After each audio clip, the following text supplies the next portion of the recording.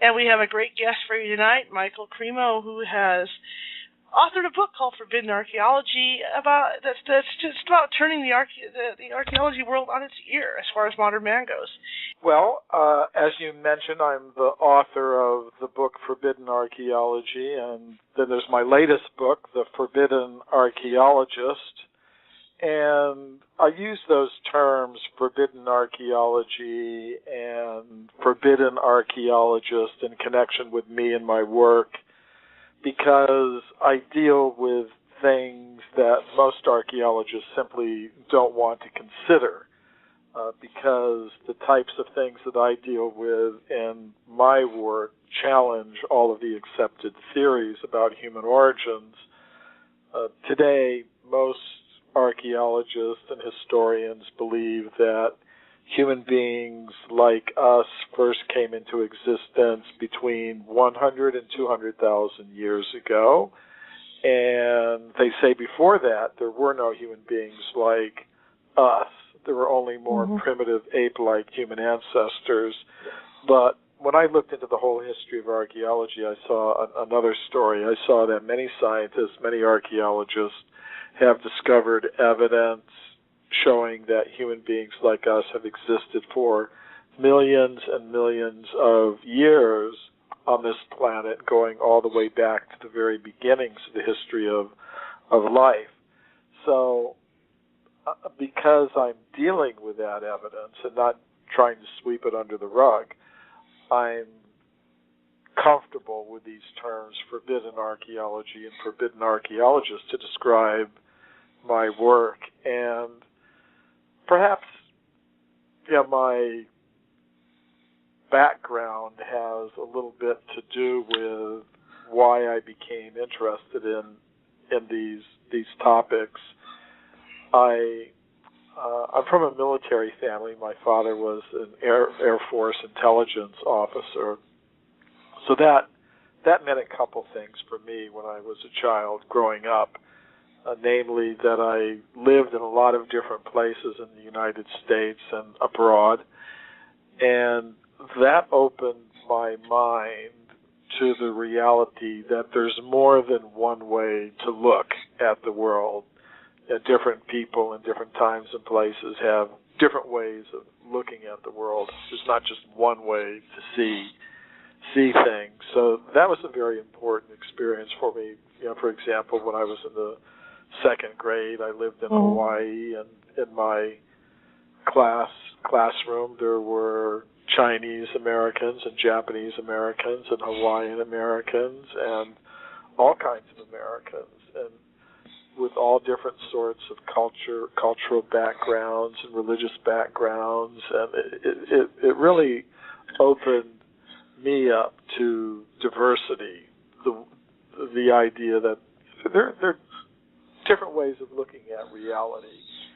And then another thing, because of my father's involvement in the intelligence service, I came to understand that there is such a thing as secret knowledge. There are things in the world that many people just don't know about, that are kept locked away, and unless you have some special access to this information, you're really not going to get it. So that was also important for me, to understand. Yes, there are forbidden types of knowledge in this world. And as I grew a bit older and had to start thinking about finding my own path of life in this world, my own truth, my own reality, I began exploring both physically and mentally. In terms of travel, I explored. In terms of studying different philosophies and wisdom traditions, I explored. In terms of taking up different practices of contemplation and meditation, I explored my inner self. And in that whole process, I became attracted to the ancient Sanskrit writings of India and the spiritual yoga traditions of India. And I found a teacher whose teachings made sense to me. So as part of that, I began looking more closely into what these ancient texts from India were saying, and they were telling about human civilizations, human populations that have existed on Earth for millions and millions of years, and it was completely different from anything I'd ever heard from my teachers in high school or university. So I also found that this idea of extreme human antiquity is present not just in the ancient spiritual tradition of India, but in a lot of the different wisdom traditions in the world. So I began to ask myself, well, is what these ancient wisdom traditions are telling us, is that just mythology, that human beings have existed for millions of years on Earth, they didn't evolve from apes and monkeys? Is that just mythology, or is there perhaps some evidence to support that idea?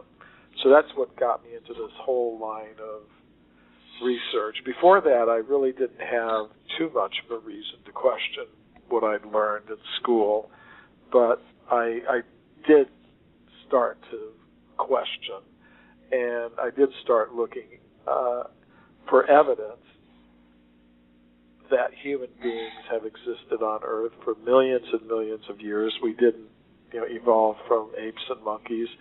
So of course, in the current textbooks, you only see evidence that supports the current theories, which tell us human beings like us first came into existence 100 or 200,000 years ago. Before that, there were no humans like us, just various types of ape men. So I decided to look beyond the textbooks. I decided I'm going to look at the original scientific reports in many different languages. Because of my background in education, I have a reading knowledge of most of the European major languages. And I started looking into the archaeological reports, the original reports, not what you find in the textbooks, but the original scientific reports in many different languages. And when I did that, I started finding many reports of discoveries of human bones, human artifacts, human footprints, millions and millions of years old. So I compiled all that evidence in a book called Forbidden Archaeology, and I started presenting this information around the world and to the general public and to scientific audiences and university student audiences. And it's become a whole career for me. So anyways, those are a few words about myself and why I'm doing what I'm doing. What you're doing is fascinating in that Darwinism came out and essentially took the whole creation thing and turned it on its ear. Now, what you're saying could really bring about what am I saying, revision or a new occurrence of the whole theory of that whole creation thing.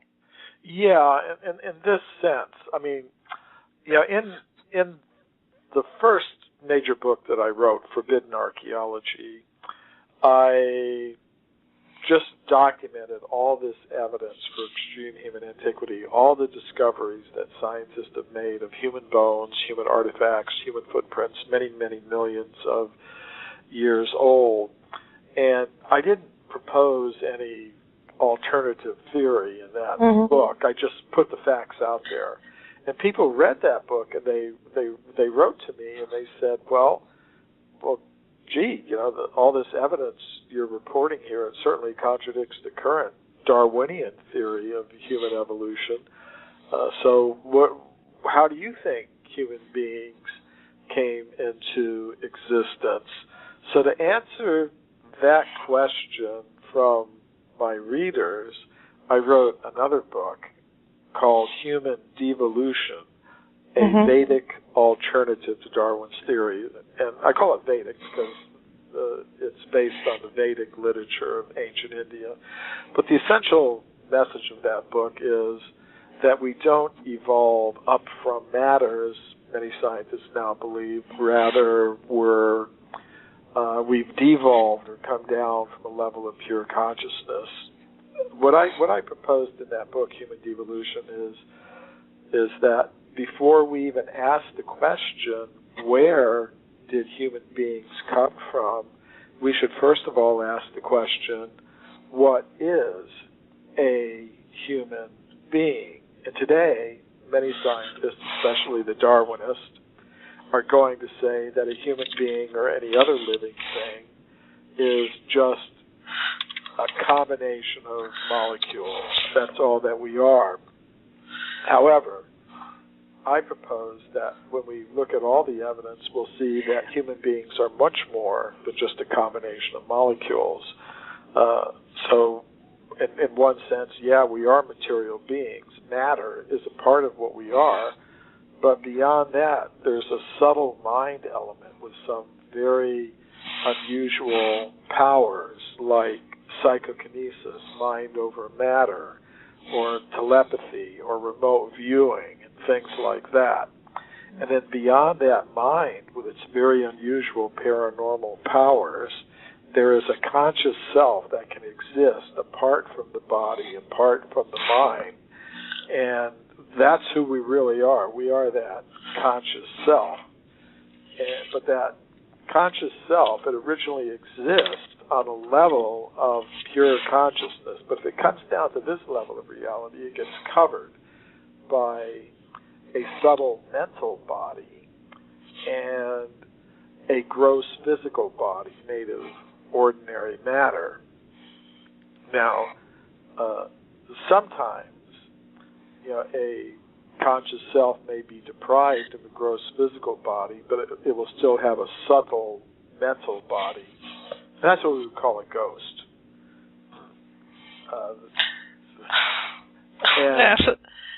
But go ahead.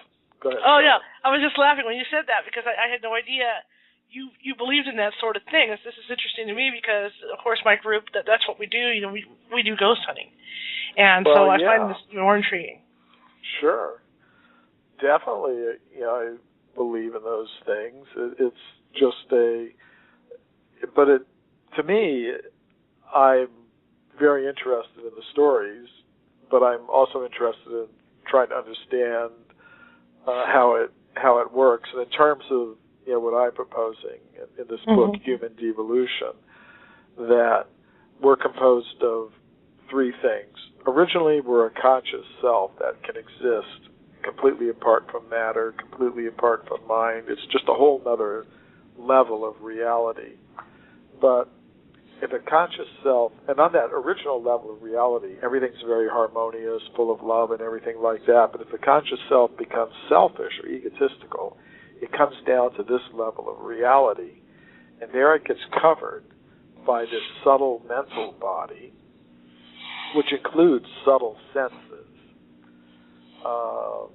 And then that subtle mental body is the template for the gross physical body.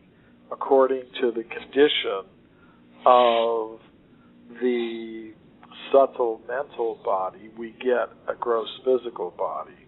But sometimes, some people, they are deprived of a gross physical body, but they will remain in their subtle mental body, which has subtle senses. And that's what I would call a ghost.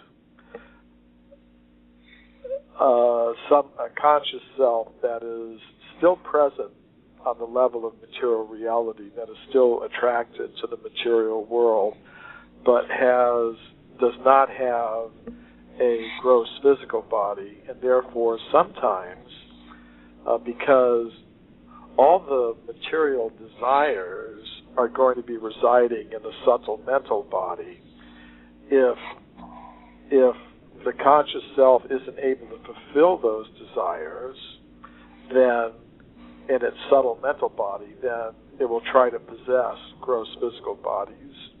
Sometimes, that can happen.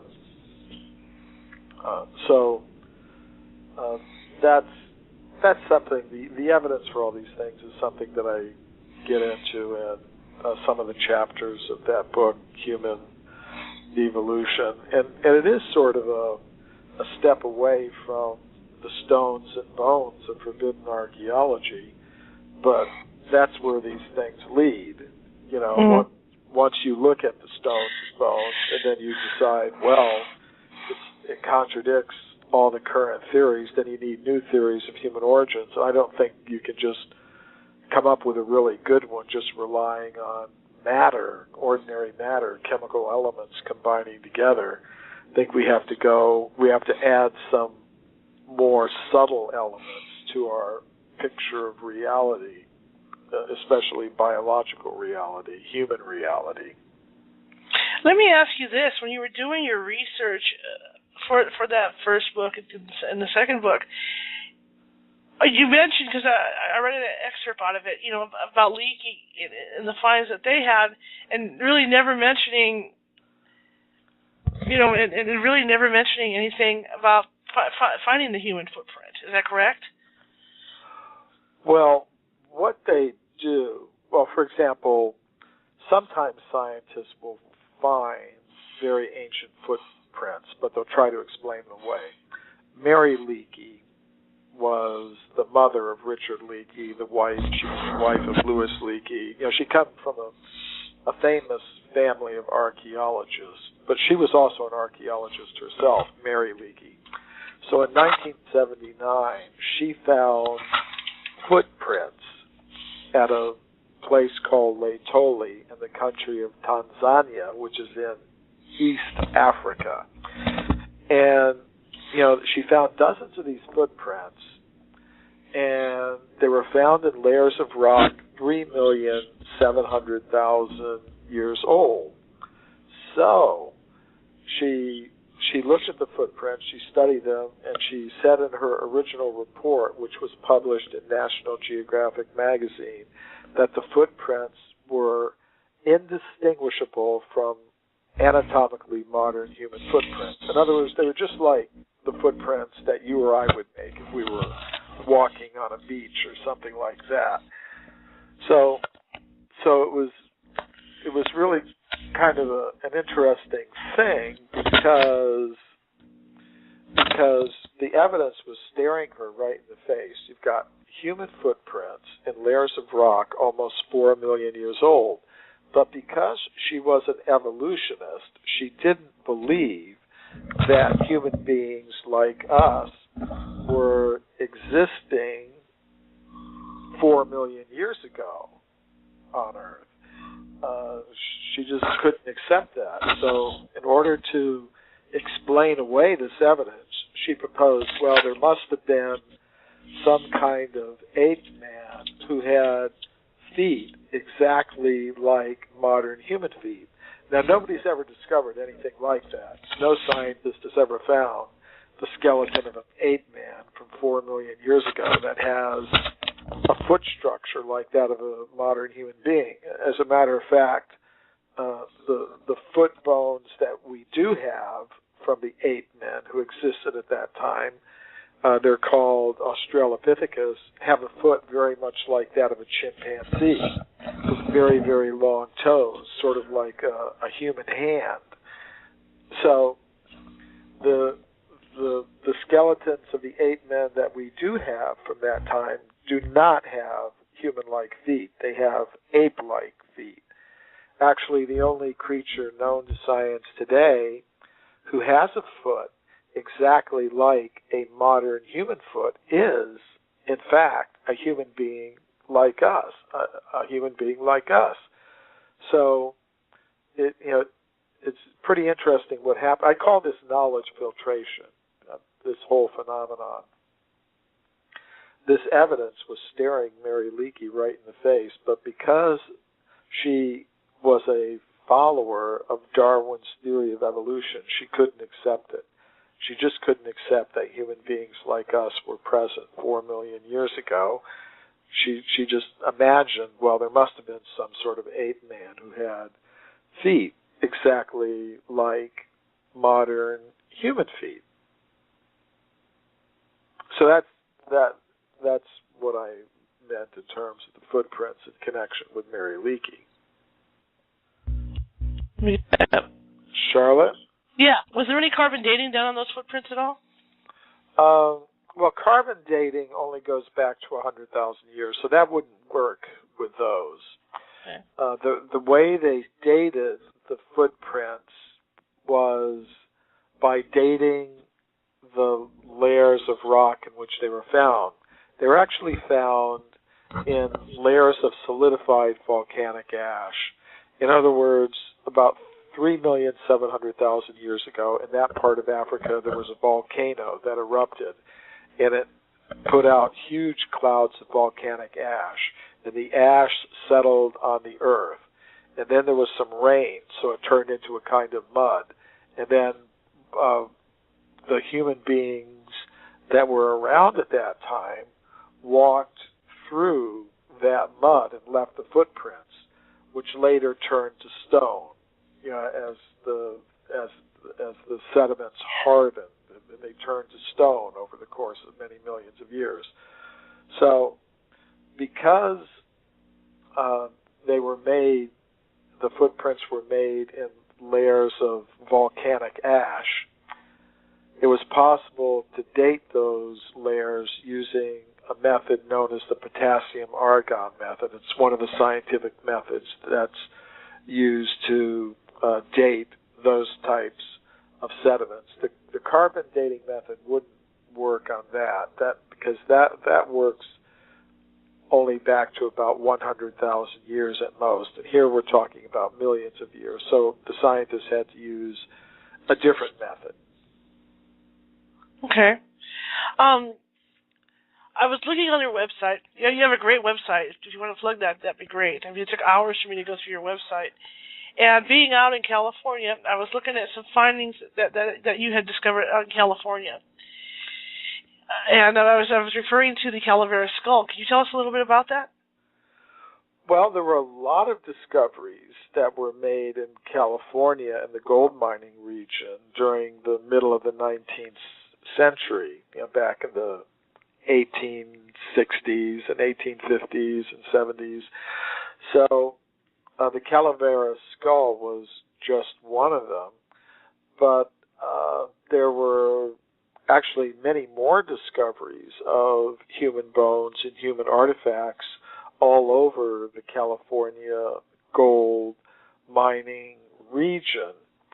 And the miners, they were digging tunnels into the sides of the mountains to get to the gold.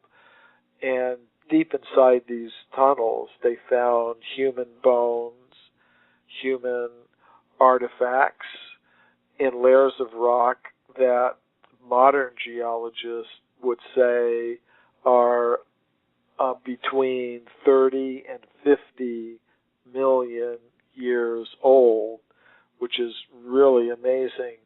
And all of these discoveries, including the Calavera skull, were collected by Dr. J.D. Whitney, who was the chief government geologist of California at the time. Mount Whitney is named after him, and he wrote a big book about these discoveries from the California gold mines, and his report was published by Harvard University in the year 1880, but we don't read about these things in the textbooks today because of the process of knowledge filtration that I was talking about. There was another scientist who lived at the same time as Dr.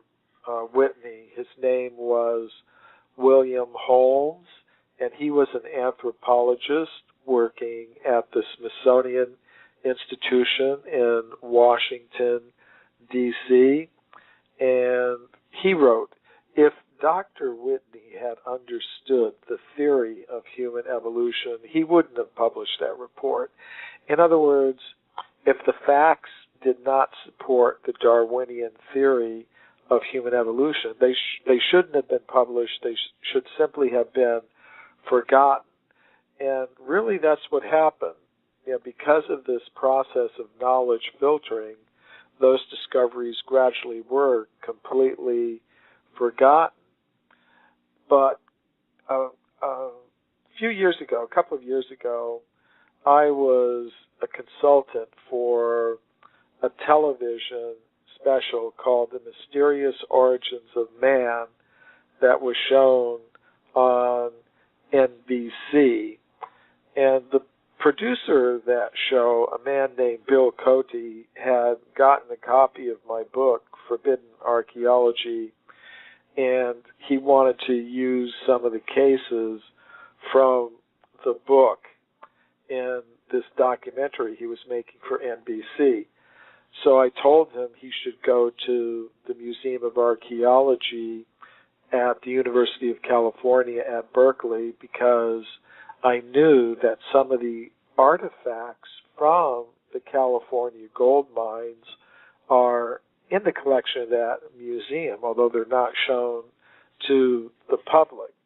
So he went to the museum, but the museum officials refused to allow him to see or film those artifacts, which was really pretty amazing. We were, however, able to find some photographs that Dr. Whitney had taken of some of the artifacts and bones in the 19th century. So we did have some images to use on the TV program. But it was really interesting what happened when some Darwinist scientists learned that NBC was going to show this program. They tried to stop NBC from showing it, but they weren't successful. NBC did show it. It was very popular, and NBC decided to show it again. So again, these scientists tried to stop NBC from showing the program. They began writing letters to the president of the General Electric Company, which owns NBC, and they were trying to tell the president of General Electric to stop NBC from showing this program. But again, the television program was shown. So then this group of scientists went to the government and tried to get the government to, through the FCC, the Federal Communications Commission, they wanted the FCC to investigate NBC and force NBC to broadcast primetime apologies for having shown the program, and they wanted the government to fine NBC millions of dollars. I'm happy to say the government didn't do any of that, but I thought it was really interesting that these scientists were so upset that this information was being presented to the people on a major television broadcasting network like NBC. So I found that really, really fascinating. And then more recently, again a couple of years ago, but it was after the TV program, I went back to the museum myself, and this time they let me personally see and photograph the artifacts from the California gold mines. They're not kept in the museum itself. They're kept in a storage building several miles from the museum.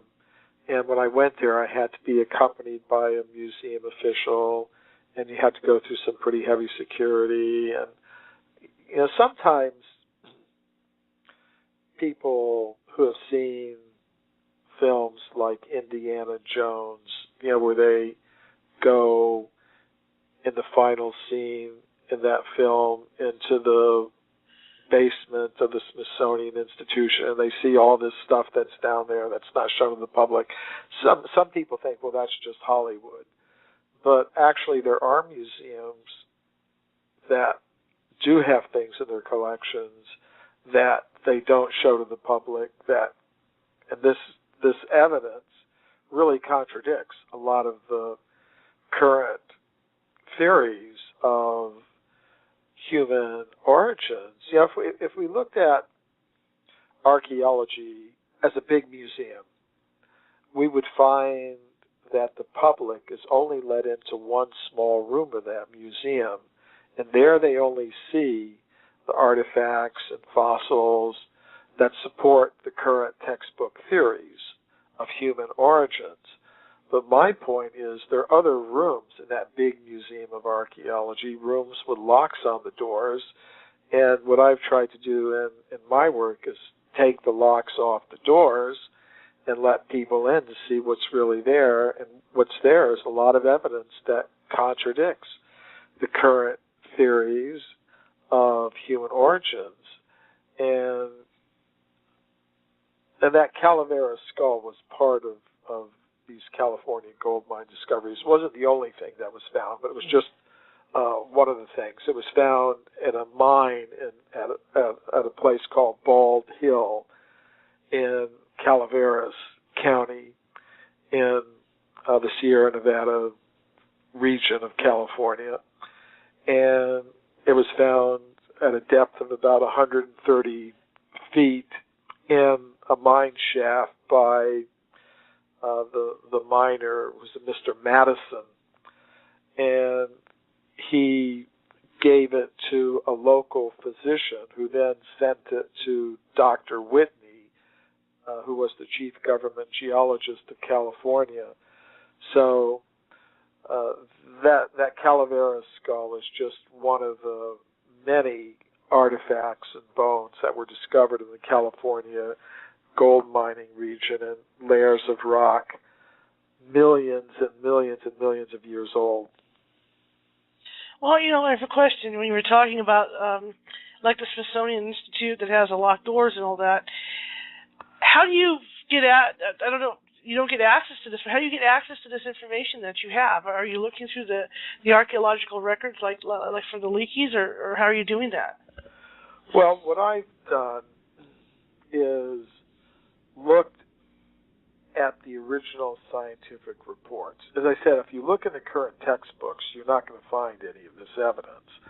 So if you just look at the current textbooks, you would think, you wouldn't have any idea that any of this evidence really exists. But what I did is I decided, okay, I'm not just going to look at the textbooks. I'm going to go to the original scientific reports. And that took a lot of research. Fortunately, I had a very good research assistant. Her name is Lori. And she was a professional science research librarian. So she was able to help me to get all these documents from all over the world, very rare documents, using her skills as a science research librarian to get these original scientific reports from all over the world. And then once I had them, it was a question of one report leading to another. I might be reading, okay, this report from Dr. Whitney from 1880, which you're not going to find mentioned in the current textbooks. I had to get that report and read it. But then he's got a little footnote in his report. He mentions, well, because Dr. Whitney was the one who reported the California gold mine discoveries as being millions of years old.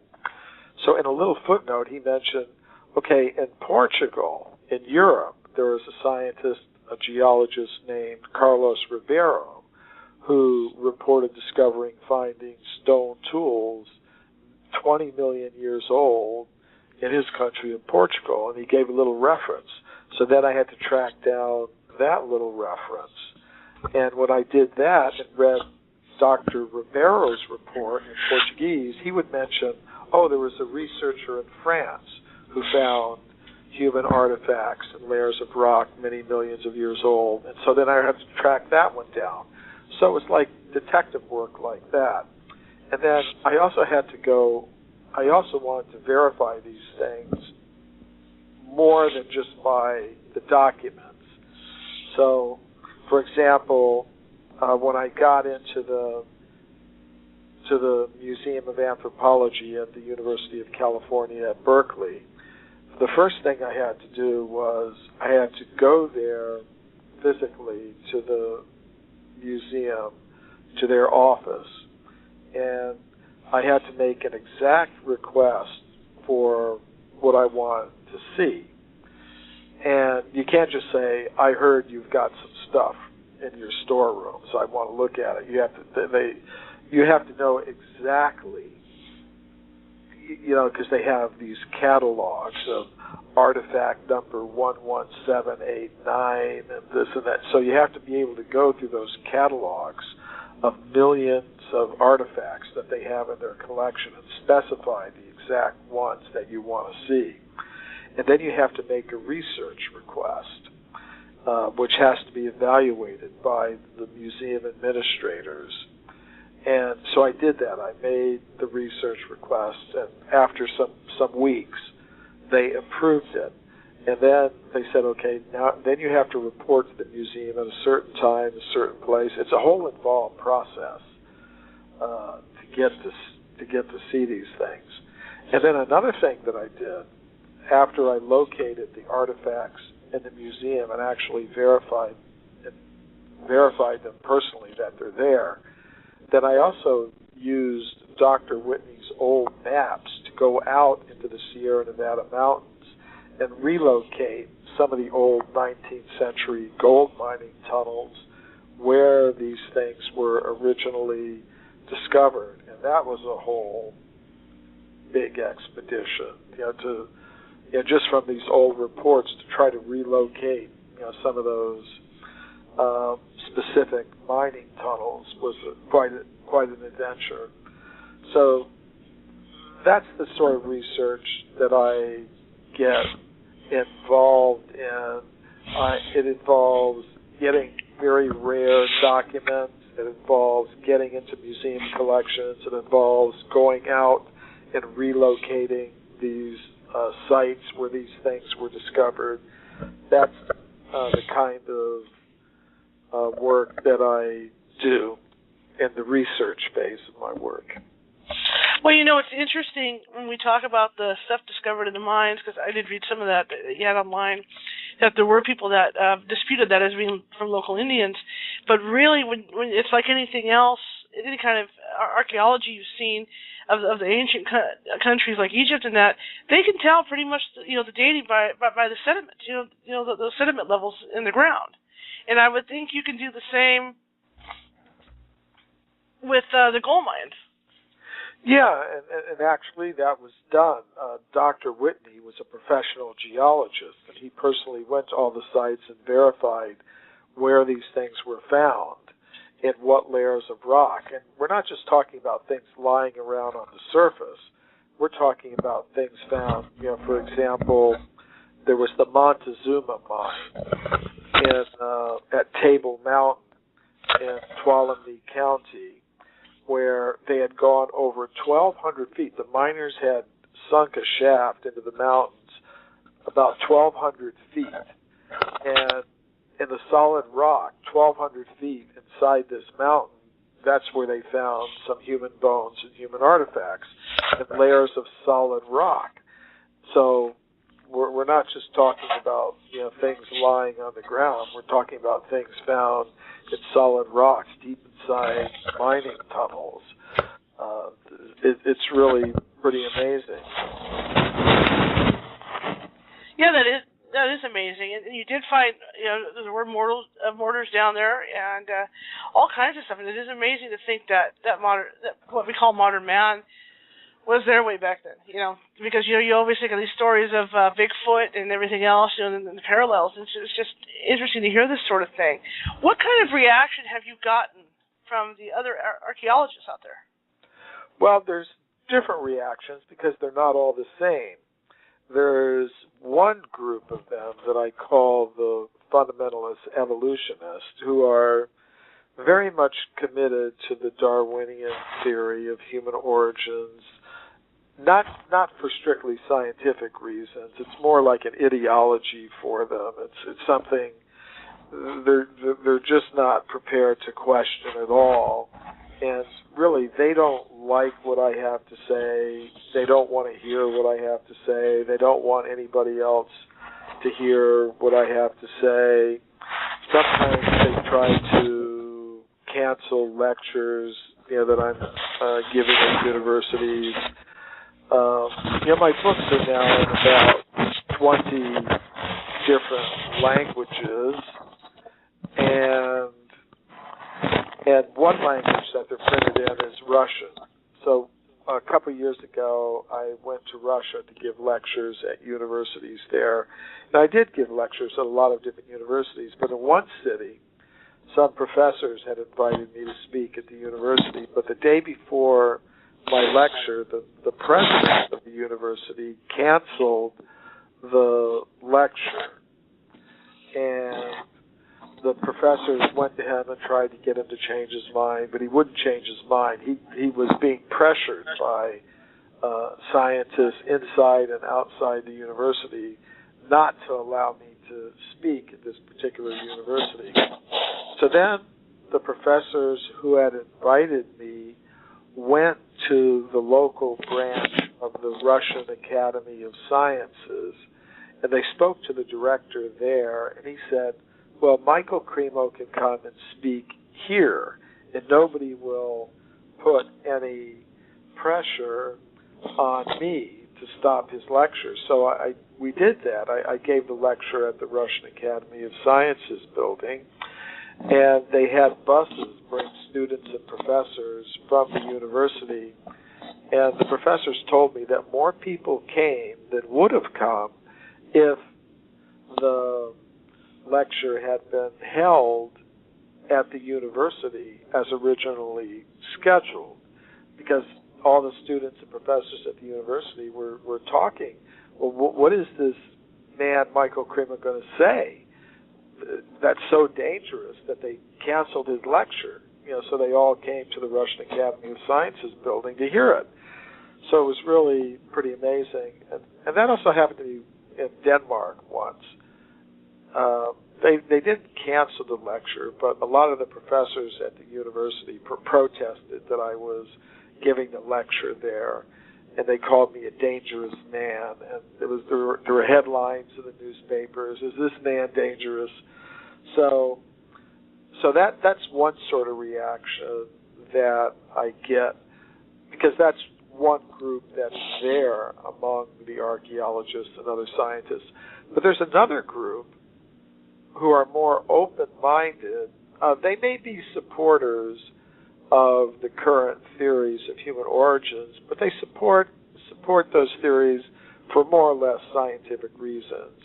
And that means they're open-minded enough to be able to hear things that go against their theories, and they're willing to listen. And I think that's pretty important, because if ideas are going to change, the very first thing that has to happen is people have to be willing to listen.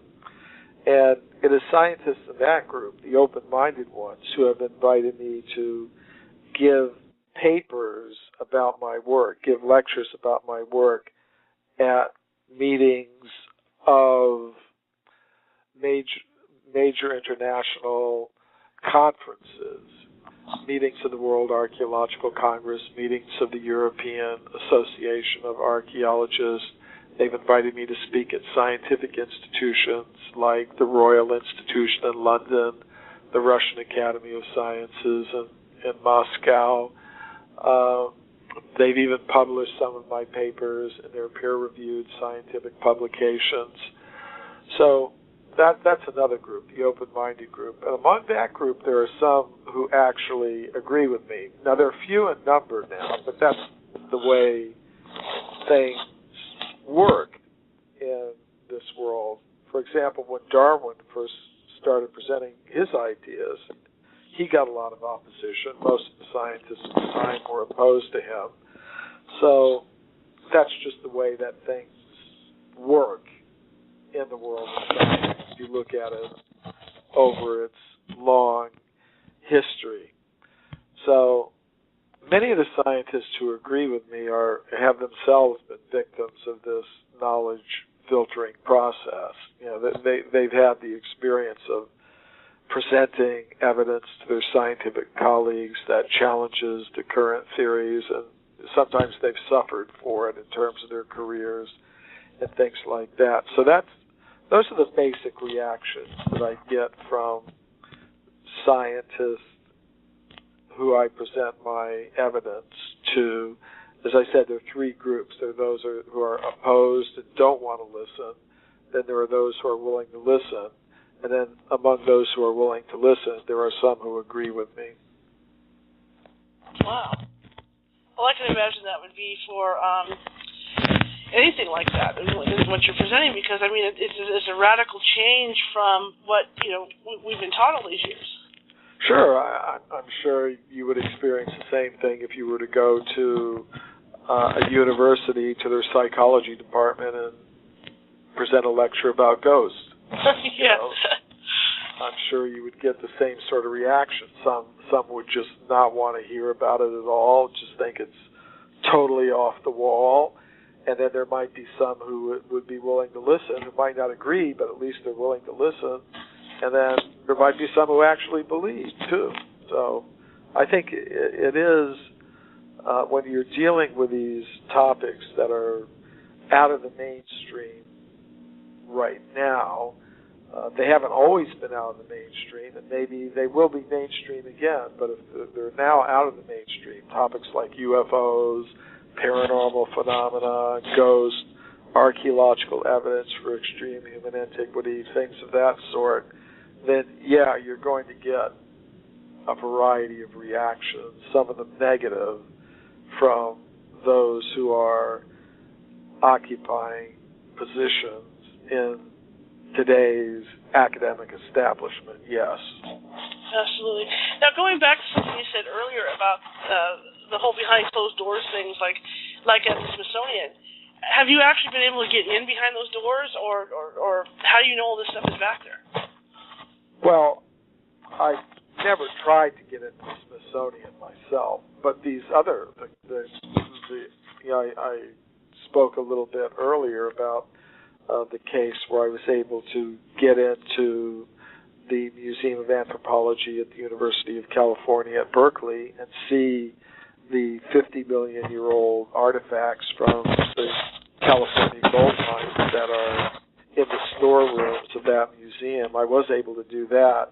In Europe, I've been able to get into museums to see things that aren't shown to the public. For example, at the Museum of Geology in Lisbon, I was able to see artifacts that were collected by the Portuguese geologist Carlos Ribeiro. I mentioned him briefly in connection with the California gold mine discoveries, but he was the head of the geology department of the government of Portugal in the late 19th century, and he discovered hundreds of human artifacts in his country of Portugal, and he found them in layers of rock 20 million years old. And we have to consider that today, the accepted view among the mainstream scientists is that human beings capable of making things like that didn't exist until about 100,000 or 200,000 years ago. Even the earliest apes that they recognized only came into existence about 6 million years ago. So to have human beings like us existing 20 million years ago is really quite astonishing.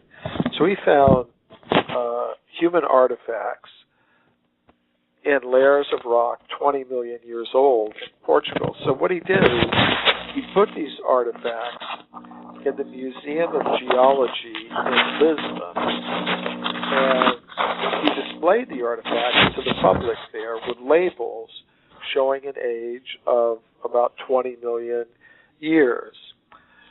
And then after he died, his colleagues did something interesting. After Ribeiro died, his colleagues left those artifacts on display in the museum, but they wrote new labels for them, giving them far younger ages. They thought, okay, 20 million years ago, that's impossible. Human beings cannot have existed at that time. They thought, well, 20,000 years, that sounds better. So they wrote new labels for all of these artifacts, giving them far younger ages than 20 million years. And I don't know if you've been hear this, but there's a lot of static on the line. Yes, I can hear that. Okay. Okay.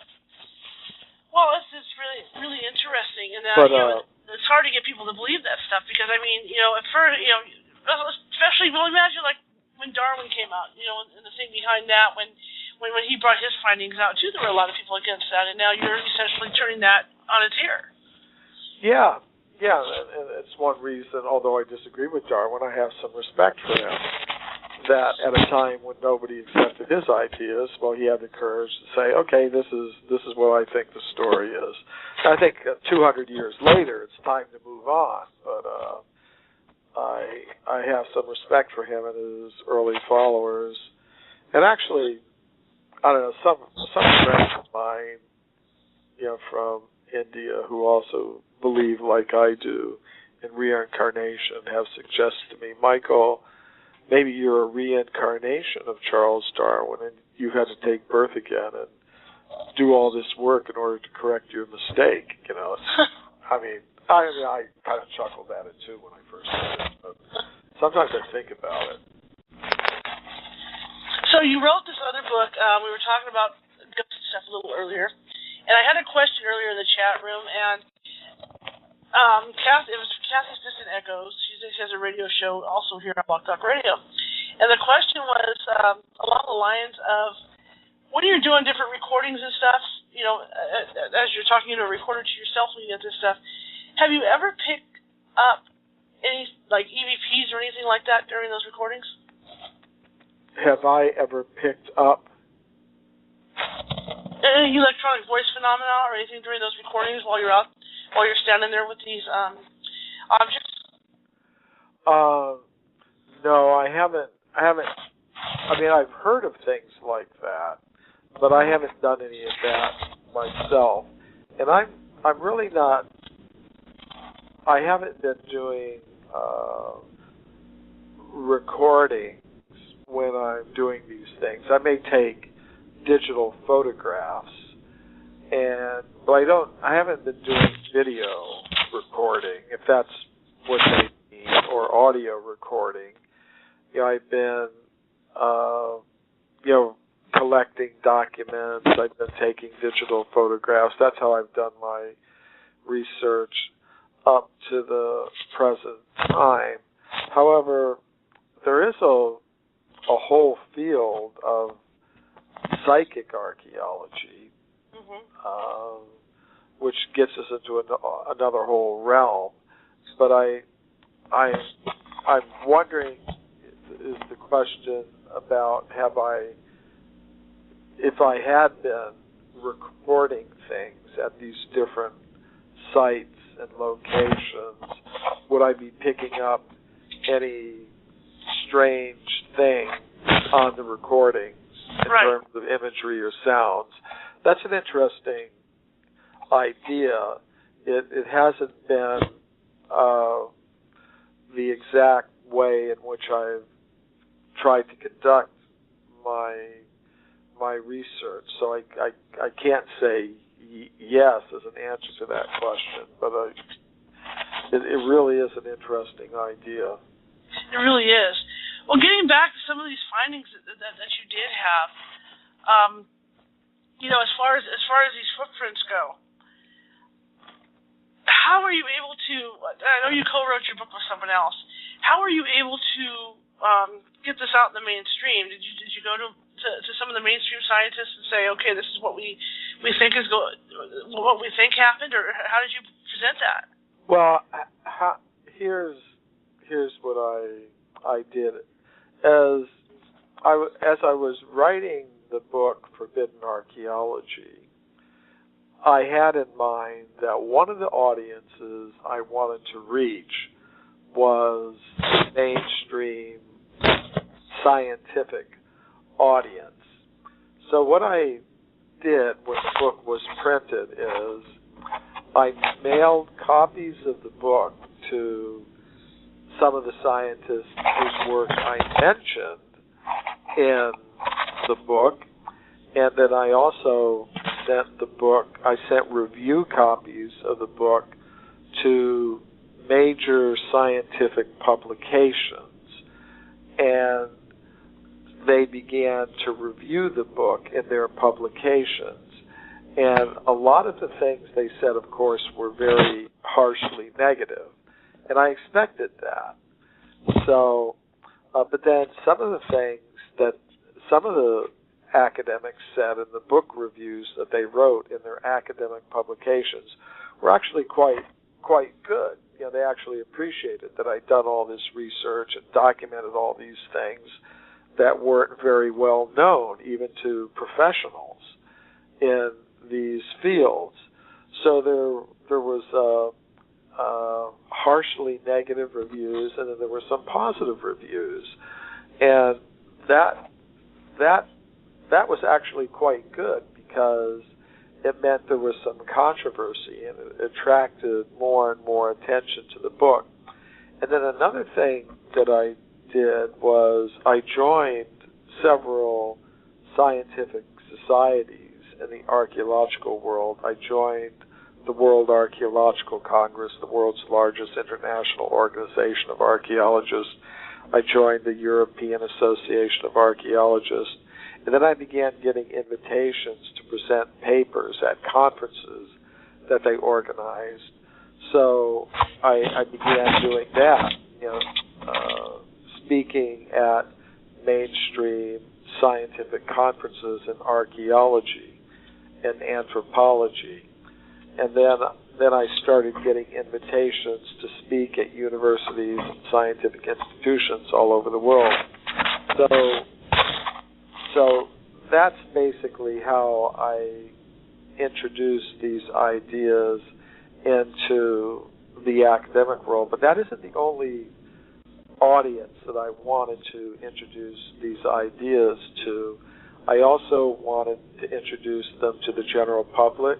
I also wanted to introduce them to researchers in various alternative science fields, researchers into the paranormal, UFO researchers. Strangely enough, I get a lot of invitations to speak at UFO conferences. They want me to speak about forbidden archaeology, which isn't their normal topic. But I think the reason why they invite me is because they have knowledge of how they have experience of how the knowledge filtering process that I talk about in archaeology works in their field, UFO studies. There's a lot of evidence that UFOs exist. There are extraterrestrial beings. There's a lot of evidence that such things exist, but it really doesn't make its way into the mainstream textbooks and things like that. It's sort of marginalized by this process of knowledge filtering that goes on. So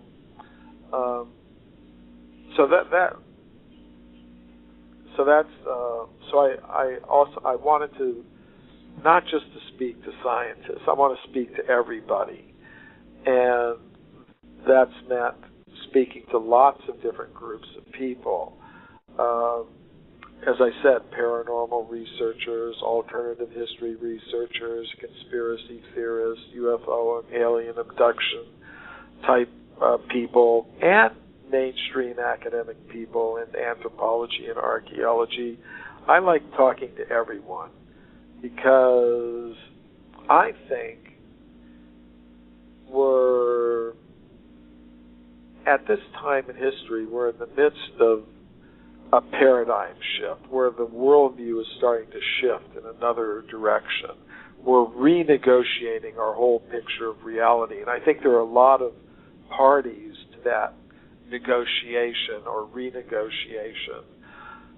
People like yourself, your listeners, all types of paranormal researchers, mainstream scientific researchers, religionists. Everybody's got something to say about it. And I think out of it will come a new worldview that will be more friendly to the kinds of things that we're talking about. Absolutely. That was a question I wanted to ask you while you were talking. From the religion aspect, what have the churches said with this? Well, I'm not so much interested in the churches. I'm more interested in people who have different sorts of spiritual ideas and things like that. What I found is that there's a lot of people from a lot of different spiritual perspectives who appreciate what I'm doing. Of course, there are a lot of my ideas are inspired by my encounter with the spiritual tradition of ancient India. I've been practicing a type of yoga and meditation for about 40 years now. I've been a vegetarian for 40 years.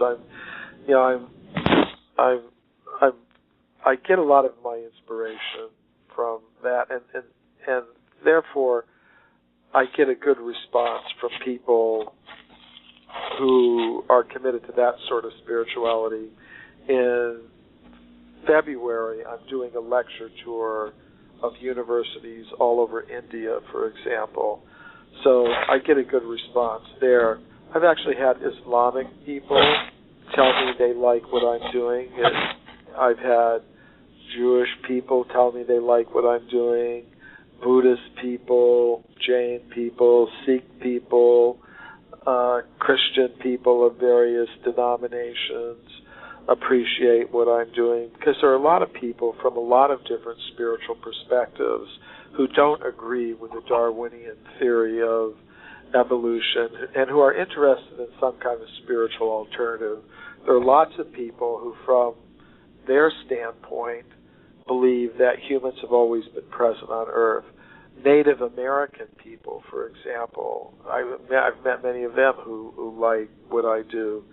So maybe from the mainstream official churches, they're not going to agree with what I do too much, because most of the mainstream religious organizations have accepted the Darwinian theory of evolution. They've made this compromise, and so they probably aren't going to like what I'm doing. But I'm really not so much interested in, the religious institutions as such. I'm interested in individuals, people who have different sorts of spirituality that they have found important to them in their lives. So, and I found I've spoken all over the world. I've spoken in dozens of countries. My books are now in about 20 different languages. I've spoken on all continents except Antarctica. Maybe I'll go down there someday. I don't know. But I found people from many different spiritual backgrounds appreciate what I'm doing, because it makes sense to them in terms of what their own spiritual commitments are. Absolutely. So what do you think happened? Because, we've got the whole theory of creation from the religious part of this, and then, you've got Darwin's theory of what happened. What do you think happened? Yeah, well, I think that the actual story may be a little bit complicated. People tend to want a very simple sort of story. They either want a very simple Darwinian story, the chemicals combined together in the Earth's ocean, it formed the first single-cell living thing, and gradually it developed into a monkey and then to an ape-man, then to a human being. They want something like that. Or they want a very simple creation account. In the beginning, God created human beings, and that's it. And some people these days, they want kind of like a very simple extraterrestrial account. Some extraterrestrials came and manipulated the DNA of some ape men, and therefore, we've got human beings. So people, they tend to want a very simple explanation, either a simple Darwinian evolution explanation, or a simple creationism explanation, or a simple extraterrestrial explanation. But I think the actual explanation is like a tapestry that includes all those things, all woven together. I think there is a kind of creationism in the sense that there is some overall cosmic intelligence that's behind the whole thing. I do believe that. And I think there is a kind of evolution that goes on, but not the kind that Darwin talked about. It's more like a spiritual evolution, or as I call it, a devolution. We didn't evolve up from matter. We devolved or come down from pure consciousness or spirit, if you like that word. And we're not alone in the universe. I think there's intelligent human-like life, many different places in the cosmos, so we're not alone. So I think the real story is a very complex blend of creationism, evolution, extraterrestrial realities, and spirituality in general. Okay, yeah, that's absolutely fascinating. Absolutely fascinating. Now, when you talk about, we'll go back a little bit, kind of backtrack on this, because I got some people coming into the chat room that haven't been in here, listening in, and we were talking about these footprints literally being side by side to the ape footprints. Is that what you found at the same time frames and all that? Well, yes, in terms of footprints. Well, in my book, Forbidden Archaeology, I deal with three types of evidence. One type of evidence that I deal with is human bones. Another type of evidence that I deal with is human artifacts, things which may be simple in terms of not being computers or jet planes, but they may be stone tools or weapons, but still they're the types of things that require a human intelligence to make. So I deal with human bones, human artifacts, and human footprints, millions and millions and millions of years old, that go beyond the limits now accepted by modern science. However, I do believe that, although I don't believe that human beings came from ape men, I do believe that ape men existed alongside human beings like us in the distant past.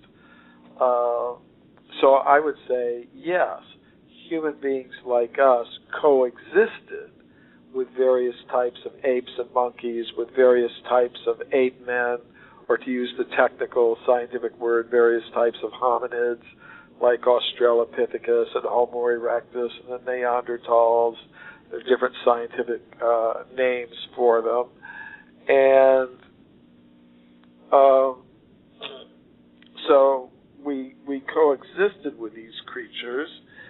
We didn't evolve from them, and that's what the evidence shows. If you look at all the evidence, and we may even be coexisting with ape men even today. That takes us into the whole question of Sasquatch, the Bigfoot, the Yeti, the Himalayan snowman, and all of that type of evidence. Do you think a lot of it is due to DNA as well? Because I remember biology class in high school, where we talked about the chromosomes of the chimpanzee and the chromosomes of the human being being a little bit off. You know what I mean? They were so close that it was kind of frightening, when you looked at them. Do you think a lot of the hype also has to do, as far as this evolving from the ape, to do to studies like that? Yeah, but here's a few thoughts. I talk about this more in detail in my book, Human Devolution, a Vedic alternative to Darwin's theory. We have to keep in mind that DNA is the material that genes are made of. We have genes. Chimpanzees have genes, human beings have genes. But all that a gene does is tell a cell how to make a particular protein. Our bodies are made up of proteins. thousands of kinds of proteins. And proteins are made of subunits called amino acids. These are little molecular, there are 20 types of amino acids. And what a protein is, it's a string of amino acids, maybe several hundred, say there are 20 different kinds. So you can take those 20 different kinds of amino acids and you can string them together in different ways, and that will give you different types of proteins. So all that a gene does is it tells the cell how to string amino acids together to make a particular kind of protein. And so all the genes are doing is telling the cell how to make up proteins, which are the material which our bodies are constructed of. Mm-hmm. And so a human body is made up of pretty much the same substances that a chimpanzee body is made of. So you would expect the genes to be, the genetic structure to be pretty close. But it's not just a question of the materials. For example, you could have a very simple cell phone that's made up of certain materials, but you could have the same materials organized in more complex ways, to make like an iPad or an iPhone or something like that. In a simple mobile phone, you've got the exact same materials or close to the same materials, but they're not organized in such a complex way. So the real question isn't the materials that we're made of, but how do those materials get organized in such a complex way? For example, just look at what human beings are able to do compared to what chimpanzees can do. We don't see chimpanzees flying around in jet airplanes and making complex machines like computers and running TV stations and radio stations and things like that. So it's not so much a question of the materials that we're made of, which is all that a gene does. It just tells a cell how to produce proteins. It's how those proteins are organized in very, very complex ways, which I think you can't explain just by the genetics alone. I think you have to, I would say, there has to be some higher intelligence that is responsible for arranging the protein in such a complex way in the human form so that the human being has abilities vastly superior to anything that you would find in a chimpanzee. That's how I look at it. And the other point that I would make is there's more to a human being than chemicals.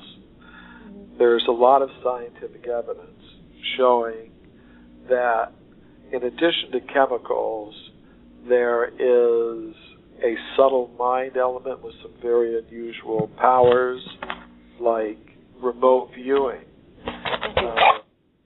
That is a power of the mind, not of the chemicals. It's not anything that comes from DNA. It's a power of the mind. And I believe mind is a more subtle form of matter than DNA is. But it's a type of matter that has some very, very unusual abilities. And then beyond that, there is the conscious self, which exists completely apart from matter, completely apart from mind. And the conscious self is what we really are. For me, according to the ideas that I'm presenting, the important thing to understand is that any type of body is just a vehicle for a conscious self, or a soul, is a religious word. So and there are different types of bodies which allow each of which allows the conscious self to express itself to a greater or lesser degree. For example, say I'm a person, and I might ride on a bicycle, but then, on a bicycle I can only go so fast because that's the nature of that vehicle. But then I might get on a motorcycle, a 650cc Honda motorcycle or something, and then I can go much faster because the vehicle is made in such a way that it can go faster. And then I might get in a car, a sports car, and then I can go even faster. And then I might get in a boat, and on the boat I can go on the water. In my sports car, I can't go in a lake. And then I might get in a submarine. In a submarine, I can go under the water. And then I might get in an airplane. In an airplane, I can fly in the sky. And then I might get in a spaceship, and I can go into outer space. I'm the same person, but according to the vehicle that I'm in, I can do different things because of the nature of the vehicle. So I would say that the same conscious self, it can enter different types of bodily vehicles. It can enter the body of a fish. So the conscious self in the body of a fish can swim under the water. If the same conscious self in the next life, in the process of reincarnation, could go into the body of a bird, and then the conscious self could fly, which it couldn't do as a fish. And then the conscious self might go in its next life into the body of a monkey, a chimpanzee. And then it can do whatever chimpanzees do. And then in its next life, it might get in the body of a human being. And in the body of a human being, it can do amazing things because that's the nature of that vehicle. It has, so it's not so much the DNA that determines what we can do, it's our karma that determines what we can do, because by our karma, the conscious self is placed in different types of bodily vehicles. And in that sense, we are all kind of in this together because the same conscious self that's now in a human body, in its next life it can be in a chimpanzee body or a dog body or a cat body. So on that level, on the level of the conscious self, we're all equal. All living things are equal because each of them is a vehicle for a conscious self. And that same conscious self could be in any one of those vehicles. So on that level, there's a unity in the diversity.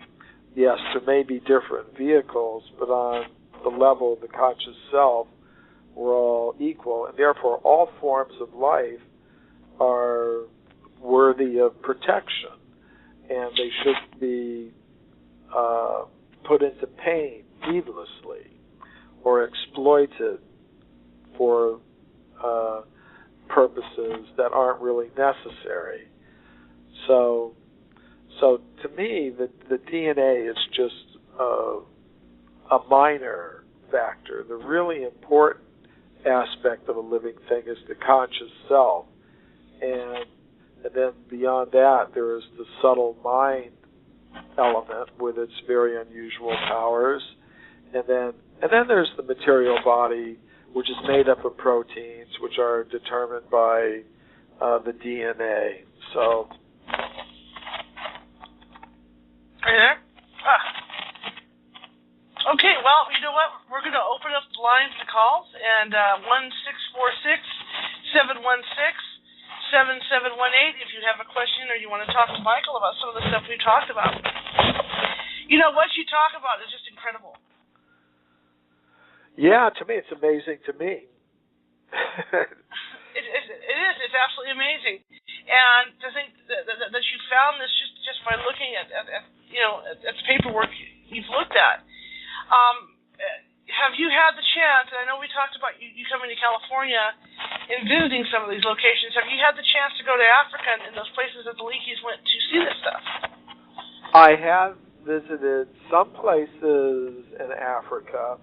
For example, in my latest book, The Forbidden Archaeologist, I tell about a place in Africa that I visited called Sterkfontein. And there's some caves, Sterkfontein Caves. This is in South Africa, not far from the capital, not far from the biggest city, Johannesburg. And in these caves in the 1940s, archaeologists discovered the skull of an ape man called Australopithecus africanus. They believed that it was a human ancestor that lived about 3 million years ago. So today, these Sterkfontein caves are a United Nations World Heritage Site, and they're called the cradle of humanity.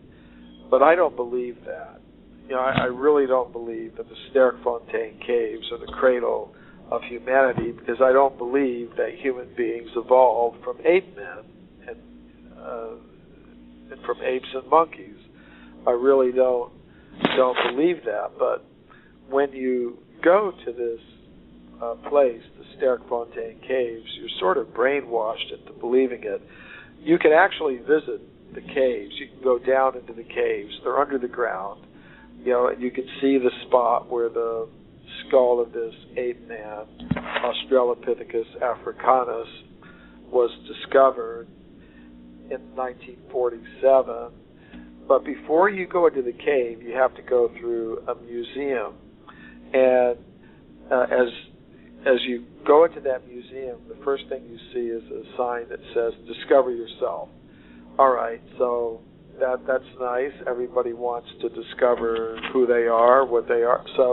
But you go to the museum and you're presented with all kinds of exhibits that are meant to convince you that you are an evolved ape. That's what you are. And that before that, you were just chemicals. There's an exhibit from a famous English scientist who says, "You are a robot vehicle blindly programmed to preserve the selfish molecules known as genes." That's what you are, according to this vision. You're a machine made of matter. You're a molecular robot in competition with other molecular robots for survival on this planet. And in that struggle for survival, some of these molecular machines become apes and monkeys, some of them become ape men, some of them become human beings. And that's what you are, according to this. I really don't accept that. I think human beings have always been present here, and ultimately we're beings of pure consciousness that come from some totally different level of reality. We didn't evolve up from matter, as most scientists now believe. We devolve or come down from a level of pure consciousness. So I don't think that these Sterkfontein caves are, as they are advertised, the cradle of humanity. I'd say they're the cradle of lies, because I think it's a lie that human beings evolved from some primitive ape man. And one reason I think that's a lie is there's a lot of scientific evidence that contradicts that idea. They would say 3 or 4 million years ago, at the time this ape man existed near the Sterkfontein caves, that's all there was. There weren't any human beings like us.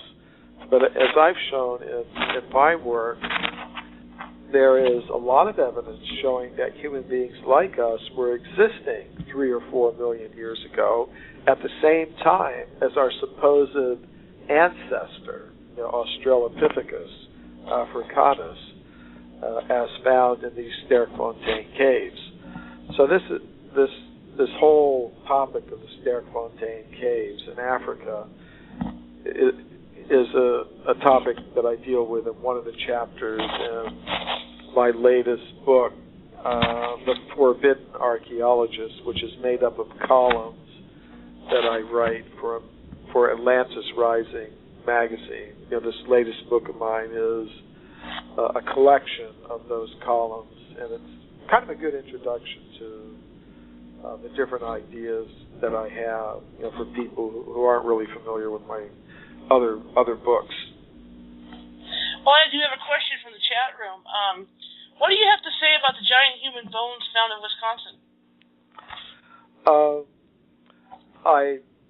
I would need to know more about the exact case that they're talking about, but I do believe that in the past, large-sized humans, you can call them giants, existed. That's something that I do accept. A lot of the world's wisdom traditions say that. The Bible talks about giants in the earth, talk about the giant Goliath. The ancient Sanskrit writings of India say that before about 5,000 years ago, human beings and other living things were bigger than they are today. So it's something that I personally accept, that in the distant past, there were human beings larger than human beings today. One of the problems for me is that I've never been able to personally verify the existence of any large-sized human skeletons up to this point. There are lots of reports of such things. Sometimes you even see pictures on the internet of skeletons of giants and things like that. But all of those that I've seen so far have turned out to be Photoshop jobs. You can't really track down the actual specimens, and so that's one difficulty in this whole field. Now, a couple of years ago, there was a man in New Zealand who liked my work. He was a businessman there, and he read my books. And he invited me to come to New Zealand and give some lectures there, which I did. So I flew to New Zealand, and I arrived at the airport in Auckland, and this man met me. And when he met me, he said, "Tomorrow we're going to see something very interesting." He told me that a friend of his from childhood was one of the directors of the Natural History Museum in Auckland, which is in New Zealand, capital city. And he said, "Tomorrow, my friend in this museum is going to show us the skeleton of a human being over 10 feet tall from some Pacific island." And I thought, okay, finally, I'm going to actually see one of these large-sized human skeletons. Because there are lots of reports of such things, but I try to verify them. We were talking earlier in the show how I've gone into museums and verified, actually seen things in their storerooms, such as human artifacts millions of years old and things like that. So I actually like to try to verify some of these things myself. So I thought finally, okay, I'm finally going to see a large-sized human skeleton, because there are people living today who are 7 feet tall. A lot of them are playing the NBA, basketball. And there are one or two people in the world today who are about 8 feet tall. There's a few people like that. But there's nobody today who's 10 feet tall. So I thought, okay, fine, I'm going to see one of these giant human skeletons that I've read so many reports about. But when we went to the museum the next day, the man met us, and he started showing us around the museum. Here are the dinosaurs, here's this, here's that. But finally we asked him, well, what about that large-sized human skeleton you were going to show us? And he said, I'm sorry, I can't show it to you.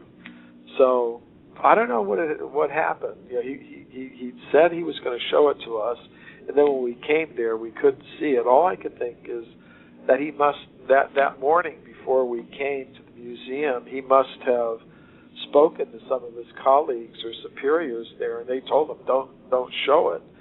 So I do believe that giant-sized humans existed in the past. There are lots of reports of such things. At the present moment, I have not as yet been able to verify any of these reports by actually seeing myself any of these large-sized human bones. I've heard of those too. And Kathy also reiterates that it was discovered by Stan Grist. Are you aware of his work? No. That's one reason I like coming on shows like this. I learn things every day. But one reason I like to come on shows like this is because oftentimes from either the host or some of the other guests on the show, or from some of the people who call in or write in, I learn new things that I can try to follow up on in my research.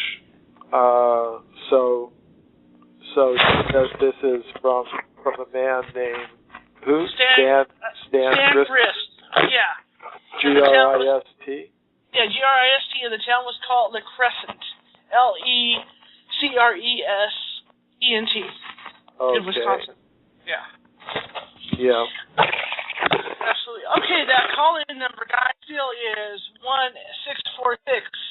1-646-716-7718 if you have any questions for Michael.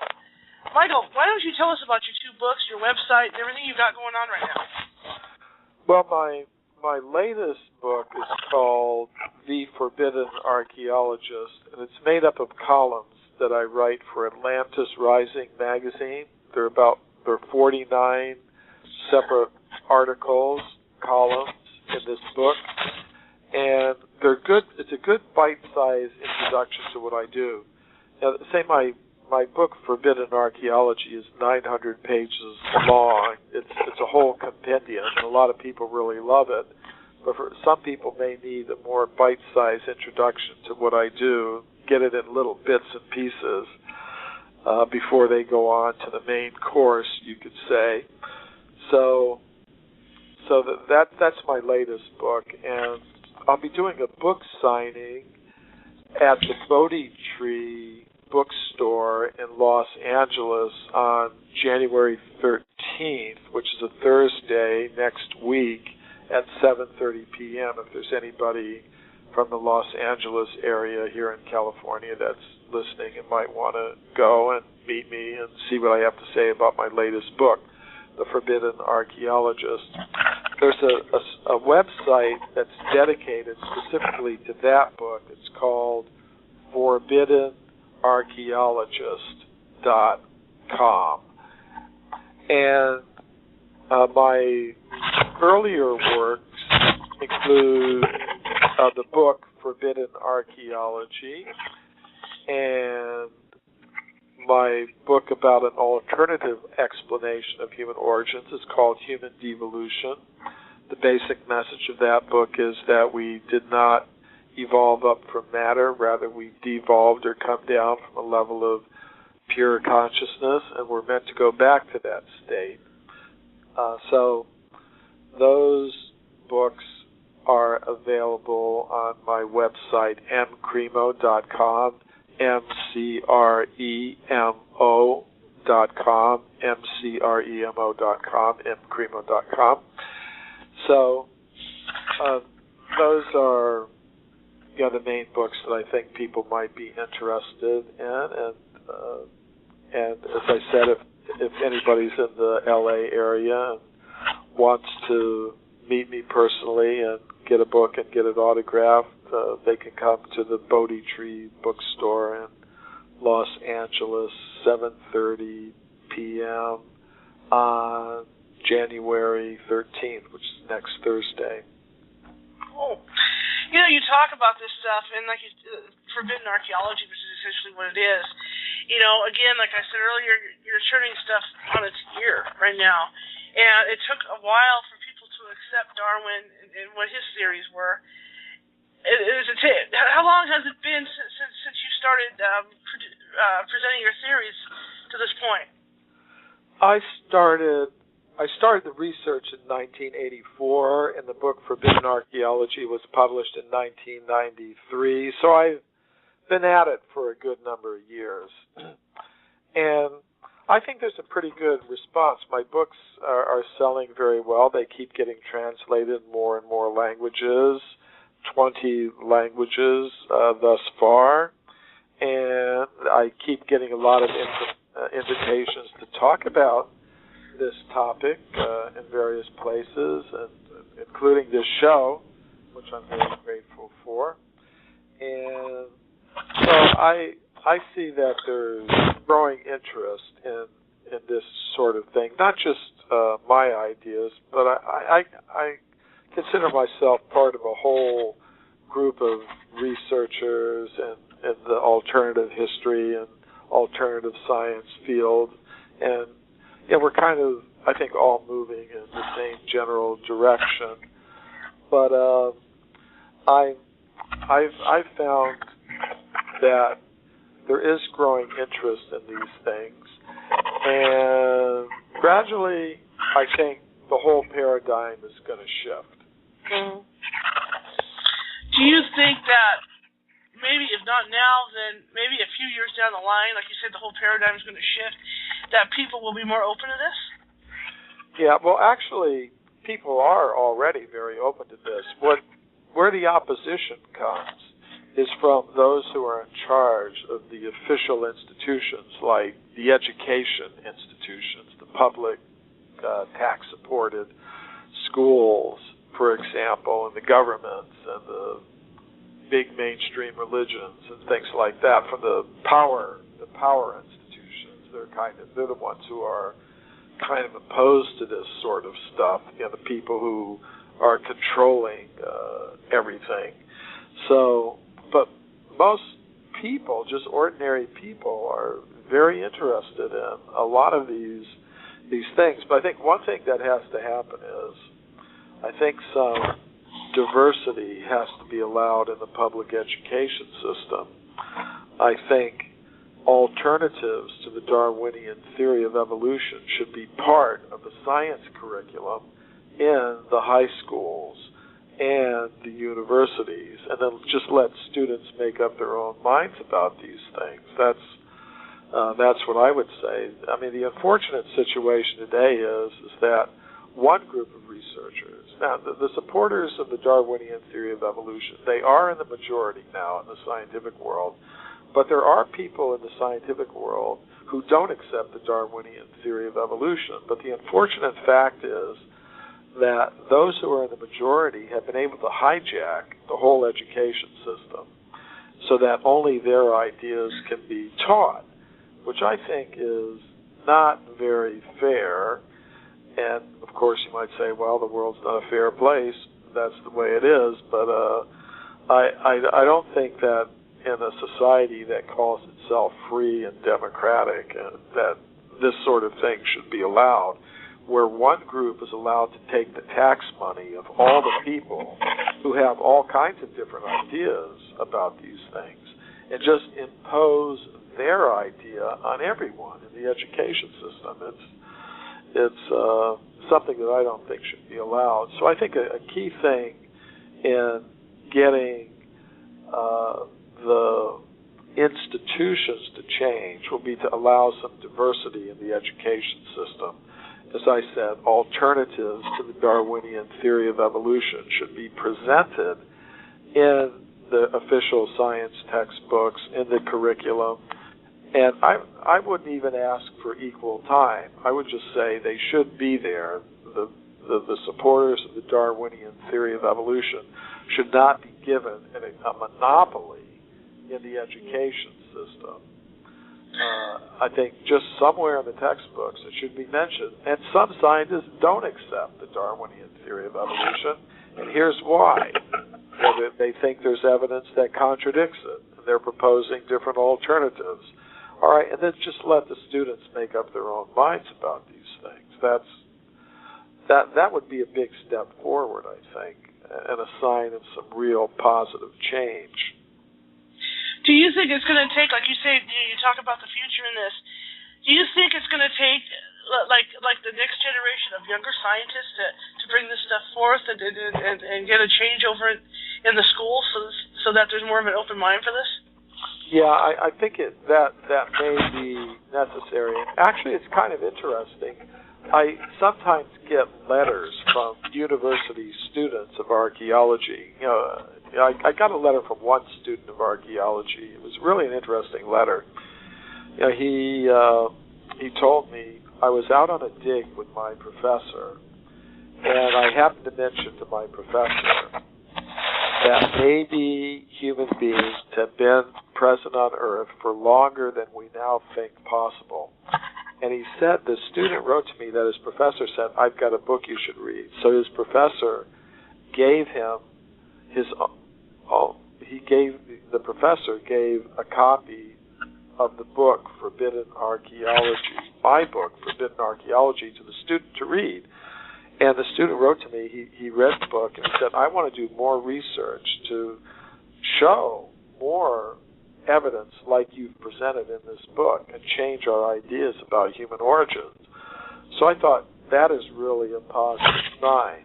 First of all, that this professor had his own copy of Forbidden Archaeology and was reading it privately, secretly. And then when a student who showed some interest, then the professor gave him the book and the student read it and said, well, yes, so I want to dedicate my career as an archaeologist to finding more of these things. So I think that's the sort of thing that's necessary. There's one famous saying that the way things change in the world of science is that the supporters of the old ideas die off and that new people with new ideas come in. So sometimes that's the way it works. Yeah, I was thinking that, and maybe that's going to be the case, with this, because I remember even when I was in high school, I won't tell how old I am, but so this will kind of date me, in that when they started to teach and get us into doing the biology and the Darwin theories and all that, they had given us a choice whether or not to take it because of religious purposes. There was a lot of problem with that. And maybe that's going to be the case, a case similar to this, where at some point students will have a choice to do this. Yeah, I think they should be, in the official curriculum, they should be made aware of the alternatives that are there.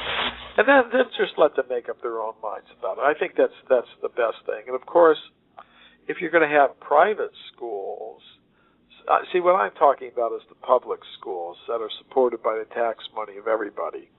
Say if the Darwinists wanted to have their own private schools with their own private money and just teach Darwinism, that would be okay with me. Or like if some Christian creationists want to have their own school and only teach Christian creationist ideas, that's fine. Or if I want to open my own school and just teach Michael Cremo ideas, well, that's okay. But if we're talking about the education system, I don't think any one group should be able to control it, as the Darwinists are now doing.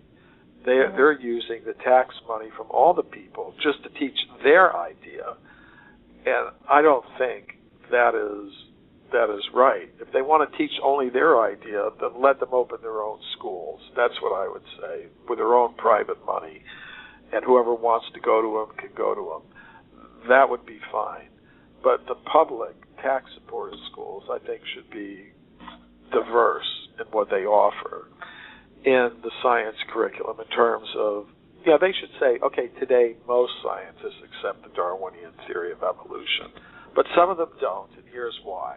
And then let the students make up their own minds about it. I think that's the fairest thing to do if we're talking about the public, tax-supported education system. Absolutely. Yeah, it's good to be about for people to accept this teaching in schools. But again, like you were saying, sometimes it takes a generation to die off, and then the younger guys with the open minds come in and allow it. And that's probably what it's going to take at some point. But it is a fascinating topic, and you don't know. And I see comments coming up in my chat room in here, about scientists, not wanting to share information, or like you were talking about earlier, not wanting to share information because it goes against the grain. And there's still probably a lot of this stuff out there that the public doesn't even know about. A lot, and that's not only including our evolution, but other things on Earth as well.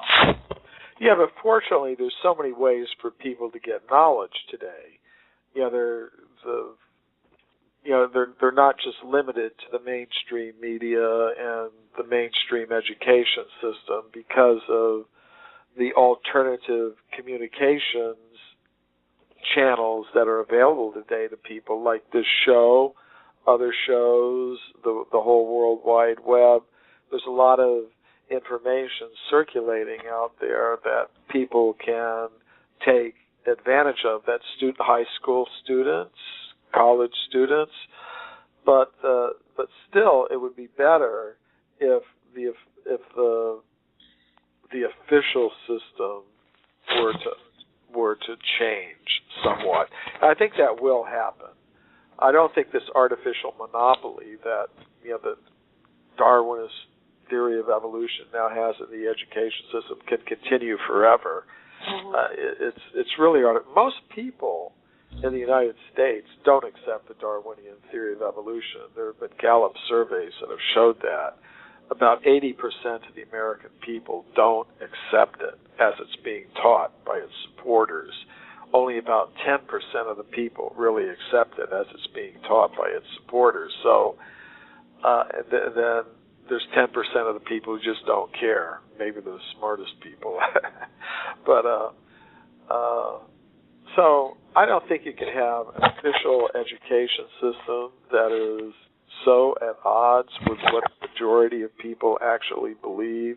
I don't think that's going to continue forever. At a certain point, it's going to break down sooner rather than later, I hope. Exactly, and I was just thinking, as you were saying that, I was thinking back to a lot of the archaeology specials I've seen over the years about the evolution of man, and how even to myself, being a layman in all this, how things don't add up as you look at the evolutionary trail, as far as the thing with the fire and how long it took to evolve and do this stuff. Like you say, the ape, like you were talking about earlier, the chimpanzees not being able to fly airplanes and make fires and do this. They never will be able to. Yeah, and that's what I mean. To me, it never made sense because suddenly, and I don't mean suddenly, but like they say, they evolved. But it seemed like suddenly on that timeline, there we were making stone tools. You know what I mean? And it seemed like it was just a sudden thing to where they were making stone tools and where they went to fire. So I agree with you in that, that having the modern man side by side by the ape makes more sense. Yeah. And see, another thing we have to keep in mind is that there are two ways to learn about the history of the human species on this planet. One is by digging into the layers of the earth. But then another way is to look at the information that's there in the ancient wisdom traditions. And, for example, the ancient Sanskrit writings of India tell us that millions and millions of years ago, there were human beings on this planet who had space travel. They had spaceships. They were called vimanas. It's a Sanskrit word for it. And these ancient books, the manuscripts of which are thousands of years old, tell us that millions of years ago there were people with spaceships who could tell time according to the movement of atoms and things like that. It's just really amazing what the real history of the human species on this planet really is. It's completely different than what's now being promoted in the textbooks. So I think what's in the textbooks is just meant to teach us to be good producers and consumers and think now we've got the best of all possible worlds, and we should just keep working and producing and consuming and paying mortgages and paying interest on credit cards and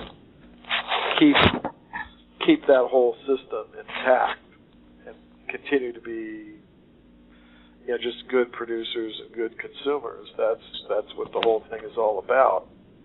Well, see, now that you said that, it brings to mind Eric von Däniken and Chariots of the Gods, and the stuff that he's put forth. What do you think of that? His idea is that in ancient times the Earth was visited by intelligent beings from other worlds. I accept that. Actually, I've been appearing along with Eric von Däniken on a series called Ancient Aliens that's been airing on the History Channel this year. And I don't know if I could say I agree with every single thing he says, or he would agree with every single thing I say.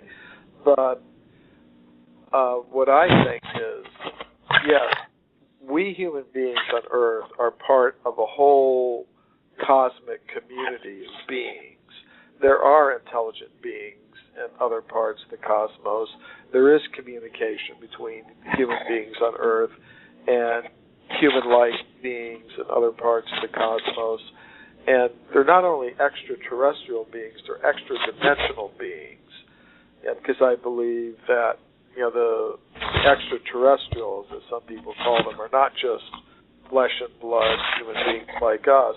They also include more subtle beings from higher levels of reality.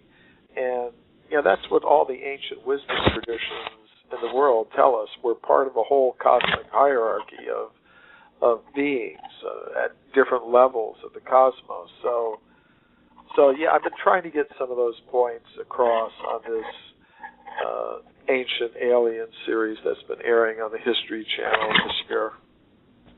Not this year, this past year. Absolutely. Well, you know what? Thank you very much. These 2 hours just blew by, and I thank you so much for coming on the show.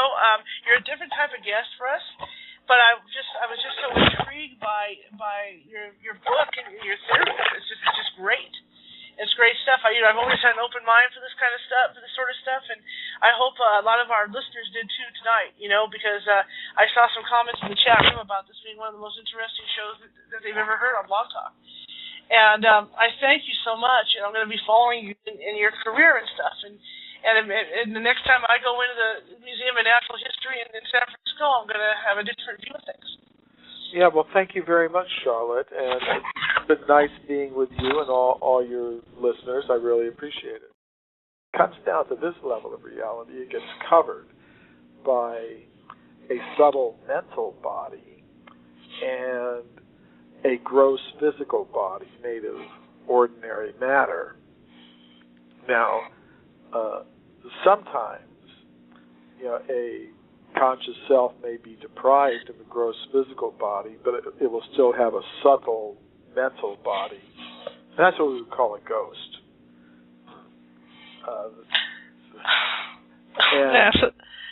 But go ahead. Go ahead. Oh, yeah. I was just laughing when you said that because I had no idea you believed in that sort of thing. This is interesting to me because, of course, my group, that's what we do. We do ghost hunting. And so I find this more intriguing. Sure. Definitely, I believe in those things. It's just to me, I'm very interested in the stories, but I'm also interested in trying to understand how it works. And in terms of what I'm proposing in this book, Human Devolution, that we're composed of three things. Originally, we're a conscious self that can exist completely apart from matter, completely apart from mind. It's just a whole other level of reality. But if a conscious self, and on that original level of reality, everything's very harmonious, full of love and everything like that. But if the conscious self becomes selfish or egotistical, it comes down to this level of reality. And there it gets covered by this subtle mental body, which includes subtle senses. And then that subtle mental body is the template for the gross physical body. According to the condition of the subtle mental body, we get a gross physical body. Mm-hmm. But sometimes, some people, they are deprived of a gross physical body, but they will remain in their subtle mental body, which has subtle senses. And that's what I would call a ghost. A conscious self that is still present on the level of material reality, that is still attracted to the material world, but does not have a gross physical body, and therefore sometimes, because all the material desires are going to be residing in the subtle mental body, if the conscious self isn't able to fulfill those desires, then in its subtle mental body, then it will try to possess gross physical bodies. Sometimes, that can happen.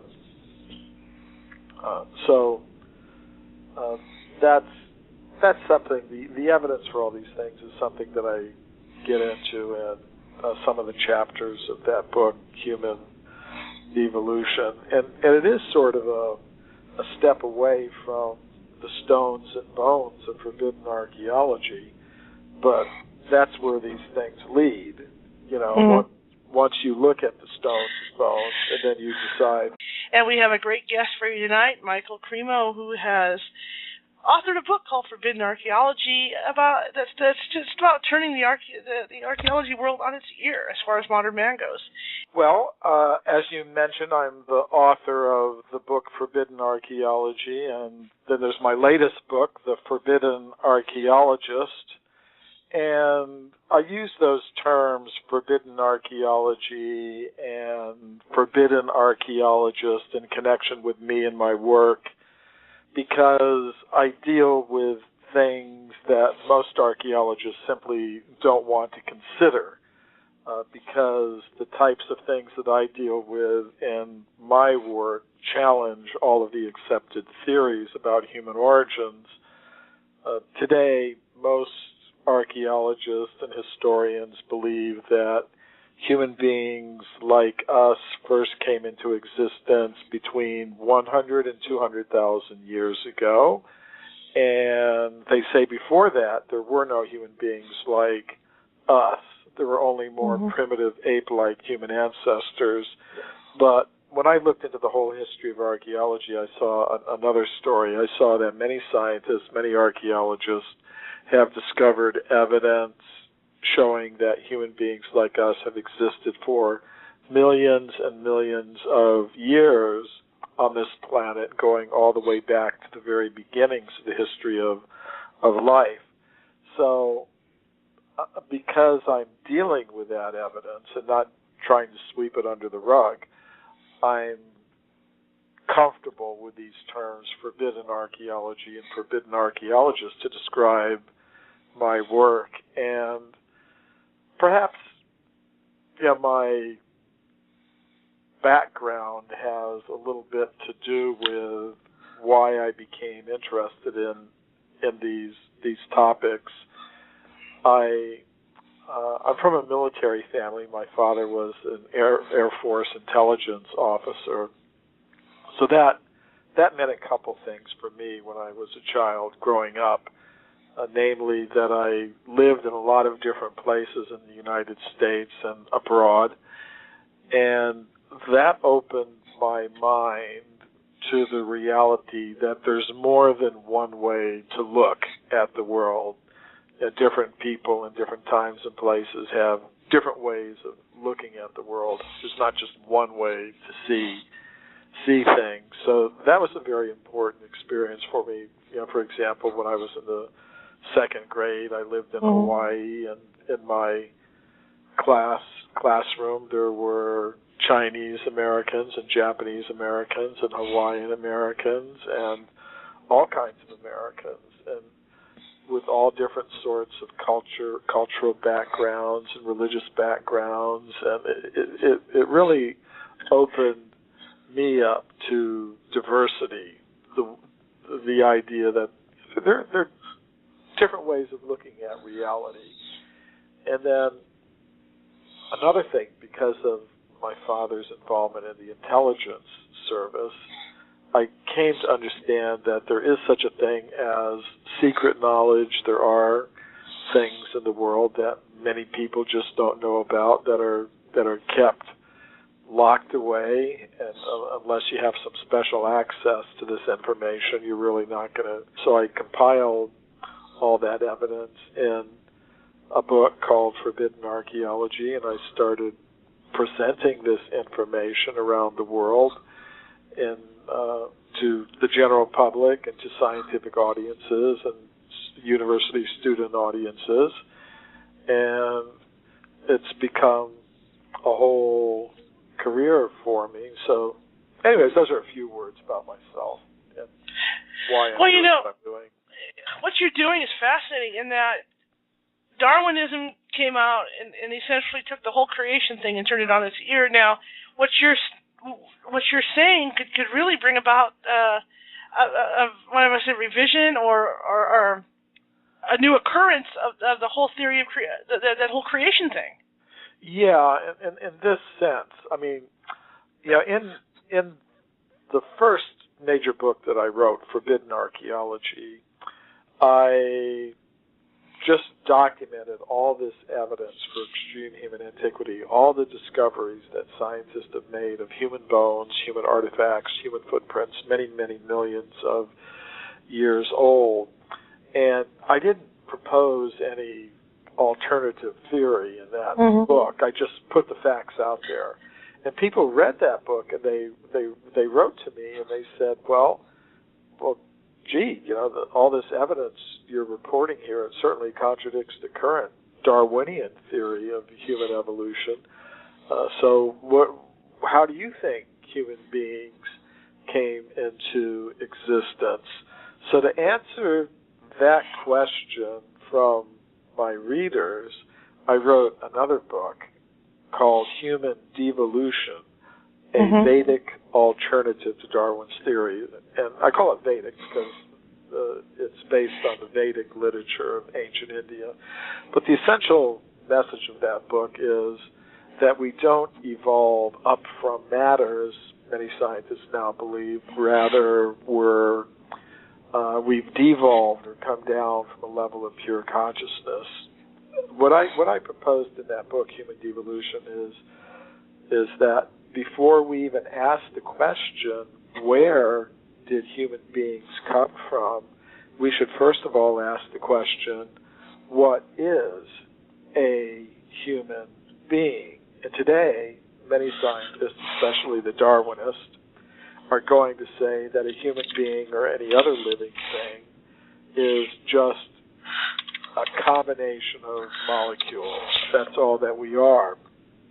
However, I propose that when we look at all the evidence, we'll see that human beings are much more than just a combination of molecules. So in one sense, yeah, we are material beings. Matter is a part of what we are.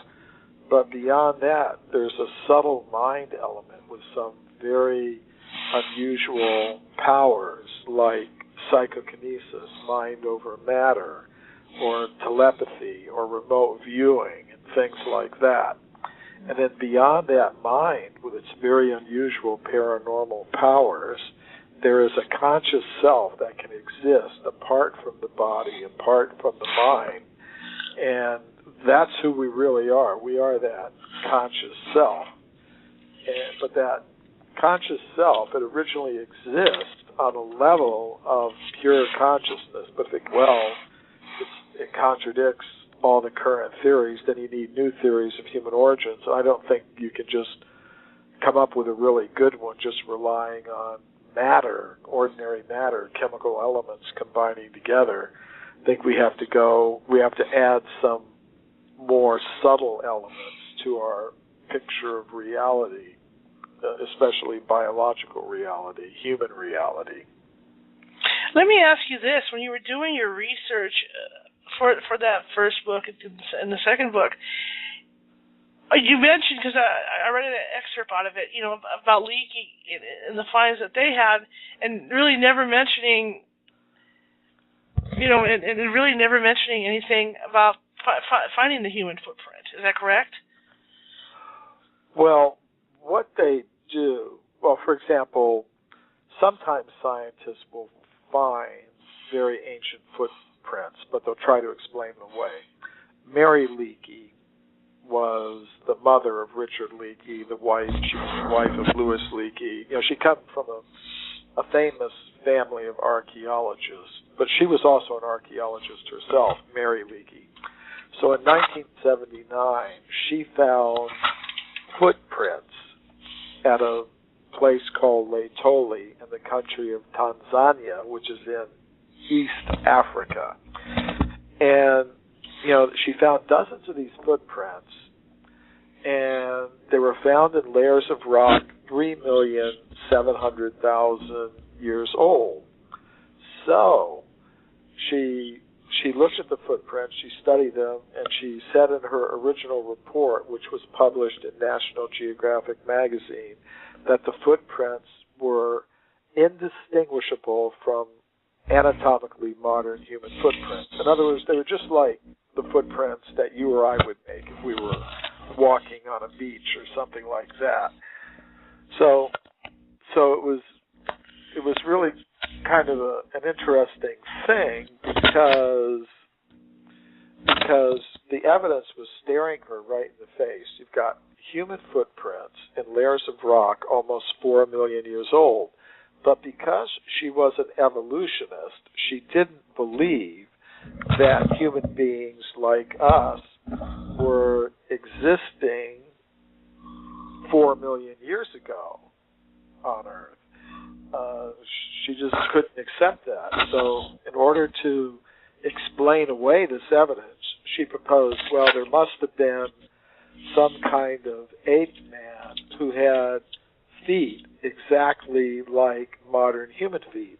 Now, nobody's ever discovered anything like that. No scientist has ever found the skeleton of an ape man from 4 million years ago that has a foot structure like that of a modern human being. As a matter of fact, the foot bones that we do have from the ape men who existed at that time, they're called Australopithecus, have a foot very much like that of a chimpanzee, with very, very long toes, sort of like a human hand. So the skeletons of the ape men that we do have from that time do not have human-like feet. They have ape-like feet. Actually, the only creature known to science today who has a foot exactly like going to get it. So that was also important for me, to understand. Yes, there are forbidden types of knowledge in this world. And as I grew a bit older and had to start thinking about finding my own path of life in this world, my own truth, my own reality, I began exploring both physically and mentally. In terms of travel, I explored. In terms of studying different philosophies and wisdom traditions, I explored. In terms of taking up different practices of contemplation and meditation, I explored my inner self. And in that whole process, I became attracted to the ancient Sanskrit writings of India and the spiritual yoga traditions of India. And I found a teacher whose teachings made sense to me. So as part of that, I began looking more closely into what these ancient texts from India were saying, and they were telling about human civilizations, human populations that have existed on Earth for millions and millions of years, and it was completely different from anything I'd ever heard from my teachers in high school or university. So I also found that this idea of extreme human antiquity is present not just in the ancient spiritual tradition of India, but in a lot of the different wisdom traditions in the world. So I began to ask myself, well, is what these ancient wisdom traditions are telling us, is that just mythology, that human beings have existed for millions of years on Earth? They didn't evolve from apes and monkeys. Is that just mythology? Or is there perhaps some evidence to support that idea?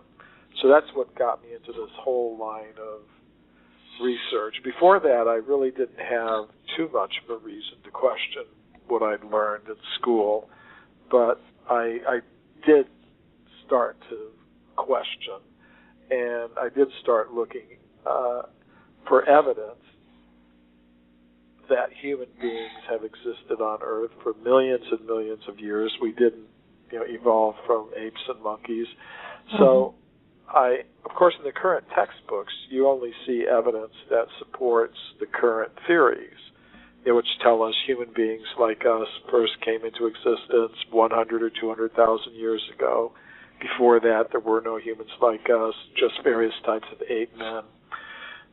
So I decided to look beyond the textbooks. I decided I'm going to look at the original scientific reports in many different languages. Because of my background in education, I have a reading knowledge of most of the European major languages. And I started looking into the archaeological reports, the original reports, not what you find in the textbooks, but the original scientific reports in many different languages. And when I did that, I started finding many reports of discoveries of human bones, human artifacts, human footprints, millions and millions of years old,